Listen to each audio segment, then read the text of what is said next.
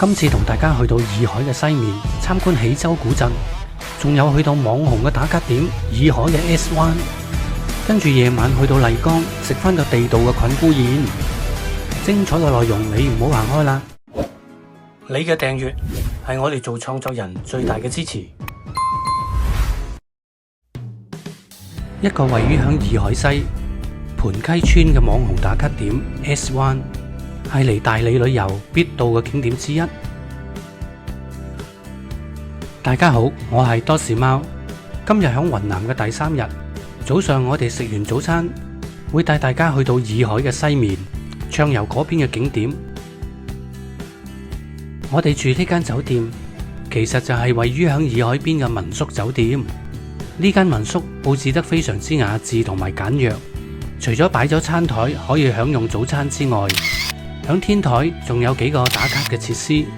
我哋班團友當然就唔會放過呢個機會喺度打卡啦。好啦，食完早餐打完卡，我哋就離開酒店，沿住洱海嘅海岸線向洱海嘅西面出發。依家係大約早上9點嘅時間，望上洱海嘅天空非常之靚，可以形容為天空湛藍。喜洲古鎮呢個景區本身就係免費無需門票，但係喺古鎮入邊某啲景點就要另外收門票。好啦，話咁快就到咗喜洲古鎮。如果想深度遊呢個古鎮呢，就可以買呢個套票80蚊。而呢個80蚊嘅套票包括嚴家大宅嘅門票、稻田小火車同埋往返景點嘅觀光車。當然全程仲有講解員，等你可以深入了解呢個古鎮嘅歷史。好啦，前邊就係我哋觀光車停車嘅地方。落咗車，我哋集合好，就跟住講解員由呢個東安門開始，慢慢暢遊呢個喜洲古鎮。沿途呢位講解員亦會講解喜洲古鎮裏邊橫街窄巷嘅一啲歷史。喜洲古鎮係雲南唯一一個1000年嘅白族古鎮，亦都係屬於國家級自然保護風景名勝景區。前邊就係喜洲古鎮嘅四方街，響呢度有好多白族嘅美食小食同埋手工精品禮品店。眼見講解員都好用心去講解呢度嘅歷史，但係大部分嘅團友都走咗去唔同嘅地方打卡。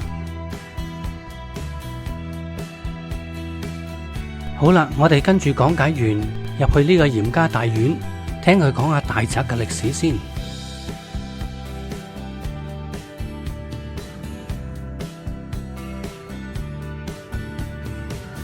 嚴家大院係響雲南大理保存最好嘅白族居民建築群建築之一，始建於清末嘅民初時期。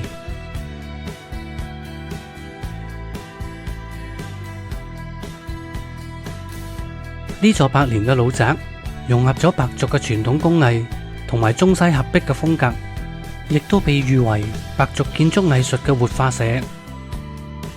呢座嚴家大院係由多個院落組成，分為3房1照壁同埋45天井嘅設計。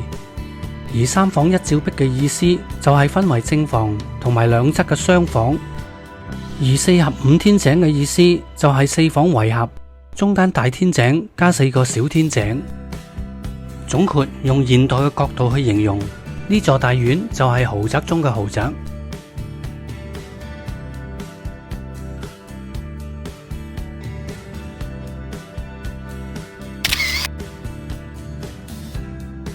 好啦，參加完嚴家大院，我哋就出返嚟四方街呢個位置，試下呢度啲地道小食。聽個講解員介紹，呢間店鋪賣喜洲嘅傳統小食粑粑係最出名嘅。多士媽就唔客氣，買過嚟試下。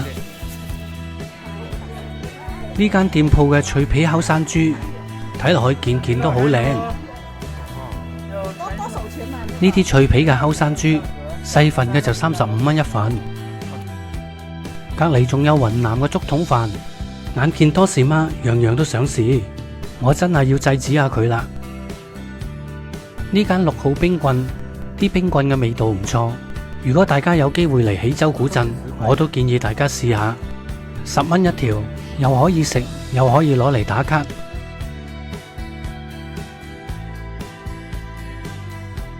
呢個喜洲古鎮雖然就唔算好大，但係好似我哋咁深度少少，參觀下呢個古鎮都要2至3個小時。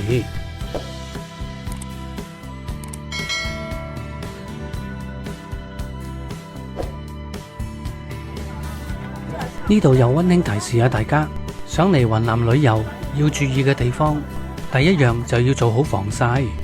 雲南大部分嘅地方紫外線都比較強，需要做好防曬嘅措施，好似搽防曬霜、戴備太陽眼鏡，同埋預備埋帽或者遮就最好啦。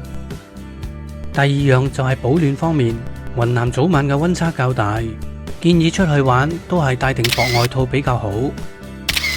第三樣就係皮膚嘅保濕，雲南呢邊嘅氣候比較乾燥，建議多啲飲水，同埋使用有保濕功能嘅護膚品。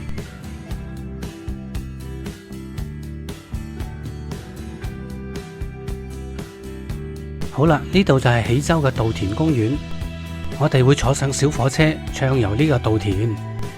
坐小火車有2個票價，一個係大環線，有3.8公里，票價70蚊；另外一個就係小環線，全程1公里，票價就35蚊。坐觀光車欣賞呢個稻田公園，要注意時間同埋季節。響唔同嘅月份，呢個稻田會有唔同嘅景色。一般響2月、3月係油菜花嘅季節，3月至5月係麥田嘅季節，4月份會見到金色嘅麥田，而6至9月就會換上綠色嘅稻田。咁當然中間會有收割嘅空檔期。好啦，我哋遊覽完喜洲古鎮，依家我哋就出發去盤溪村洱海嘅 S 灣。嚟到洱海 S 灣，第一時間租架單車影下相先。司機大哥就介紹咗我哋嚟呢間鋪頭租單車。我眼見單車嘅款式都好多，而且架單車都好新淨。咁我哋就信司機，決定幫襯呢間鋪頭租車。2輪單車同3輪單車價錢都一樣，每架單車嘅租車費30蚊。老闆話踩到我哋夠先還車。我踩緊呢架直頭係新車落地，啲保護膠紙都未搣。響呢個 S 灣嘅生態廊騎行單車，絕對係一次難忘嘅體驗。沿途嘅風景如畫，影相打卡令人樂而忘返。另外響呢個景區入邊有好多攝影師，可以幫遊客拍攝旅拍嘅特輯，一般每張相價錢10蚊。而最少係拍10張，我哋嘅團友都好想拍個特輯留為紀念。溫馨提示下大家，想拍呢啲特輯，記得同個攝影師商討一下價錢。我哋最後揾咗個攝影師，同佢商討咗價錢。我哋6個人拍攝一個航拍嘅特輯，再加埋20張相，總共收我哋298蚊。呢輯旅拍嘅特輯片長大約1分鐘，唔知大家覺得抵唔抵？但係我哋啲團友就話好正。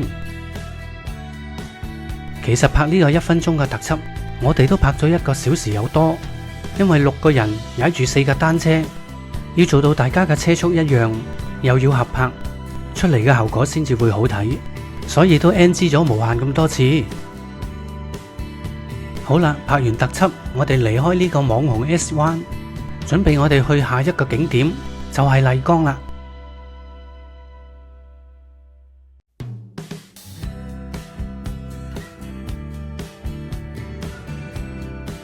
我哋前面直望嘅地方就係麗江古城，依家司機載我哋過去今晚入住嘅酒店，因為我哋酒店都係響麗江古城附近。入到去呢間酒店，瞬間感覺到空氣彌漫着草木嘅清香，實木嘅裝修令人有份禪意嘅感覺。好啦，攞咗房卡，我哋就開箱呢間民宿嘅酒店房俾大家睇下。房間有2張1.3米嘅單人大床，門口嘅位置擺放咗電熱水壺同埋放濕機。浴室嘅空間夠晒大，洗手盆、坐廁、同埋沐浴間全部獨立分開。重點係窗台位置有個大窗，可以望到遠景嘅綠色植物，令人感覺心曠神怡。另外值得一讚嘅就係呢度服務員嘅態度同埋質素都好好。前面左手邊係休息嘅空間，而右手邊就係吧台嘅地方。轉過嚟呢邊非常有禪意嘅感覺。呢度就係茶室，係品茶嘅空間。呢邊仲有多間唔同特色嘅客房。我哋上一層有個空中嘅休息空間，響呢個地方望出去，感覺酒店嘅裝修好有納西族嘅風格。響呢度坐低飲杯茶，真係有遠離煩囂嘅感覺。我哋剛才睇嗰間酒店房，響我哋而家淡季嘅收費，攜程網嘅價錢就係370蚊。如果係到咗旺季入住，大約需要700至800蚊一晚。好啦，我哋響酒店行過嚟麗江古城，搵間當地有特色嘅餐廳食個晚飯先。響麗江古城入邊穿梭，你會見到好多呢啲開放式嘅酒吧，坐低飲杯啤酒，聽下歌，你話幾舒服呢？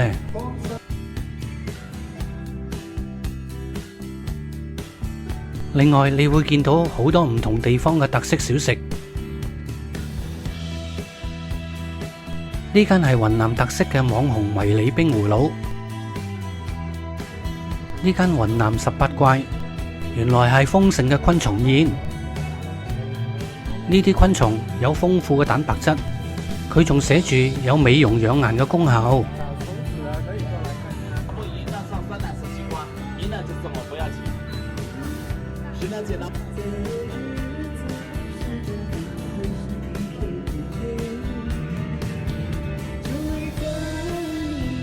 響麗江古城入邊，最多網紅打卡嘅地方有四方街、大水車同埋木府等等嘅景點。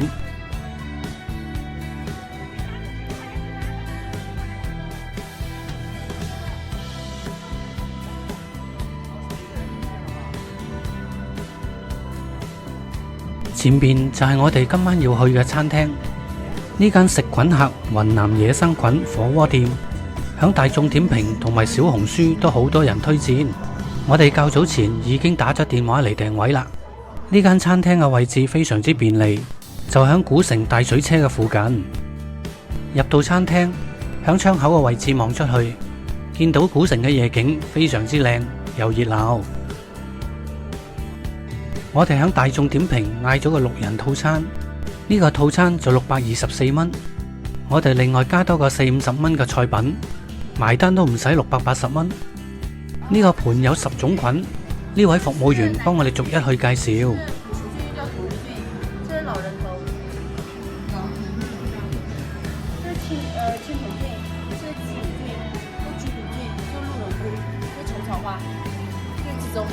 好啦，介紹完就將啲菌全部落晒落個煲度。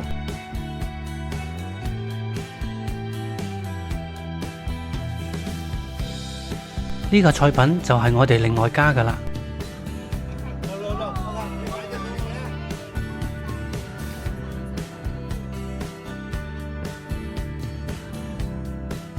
食呢個野菌宴唔可以見到湯滾就諗住食啊，要等服務員計啱嘅時間。佢會過嚟打開個煲蓋，跟住滗少少湯做樣板。呢樣就係店鋪食野菌嘅標準流程。咁樣之後大家就可以放心食啦。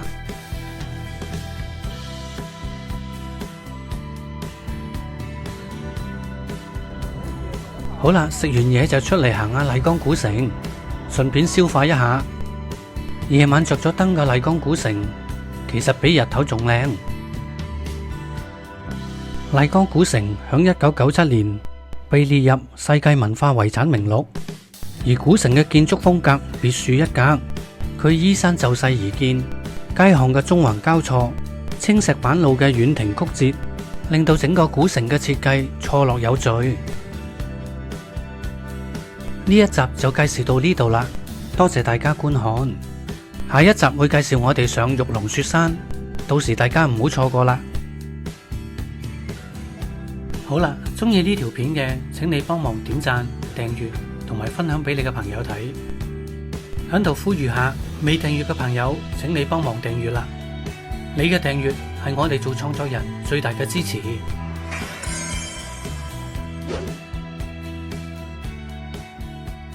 多謝大家嘅支持，我哋下條片見。